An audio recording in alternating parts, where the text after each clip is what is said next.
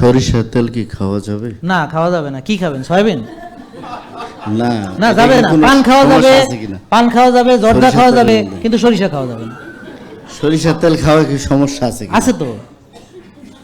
আপনি কি যা খান, এই যে কি খাচ্ছেন, পান এটাতে সমস্যা আছে। তো হ্যাঁ, যে খাইতে পারে, হ্যাঁ সব কিছু খাইতে পারবে, সরিষাও খাইতে পারবে। Thank you. যান, যে পান খাইতে পারে সরিষা খাইতেই পারবে। যান, বসেন। আমার কথা বুঝেন, উনি আরো খারাপ একটা জিনিস খাচ্ছে, এটা নিয়ে ওনার কনসার্ন নেই। এখন সরিষা খাবে কিনা আমার জিজ্ঞেস করতেছে, কথা বুঝেন নাই? এখন আমার প্রশ্ন হলো, যে পান খাইতে পারে, তামাক খাইতে পারে, তার সে সরিষা অনেক কম ক্ষতি, তা তো খাইতেই পারবে। আমি নিজে সরিষা খাই, ঠিক আছে।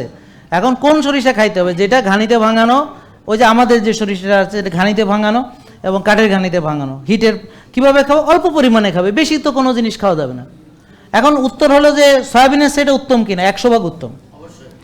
যেমন যারা এখানে সয়াবিন ছেড়েছেন, তারা তো অনেকেই গ্যাসের ওষুধ ছেড়েছেন, তাই না?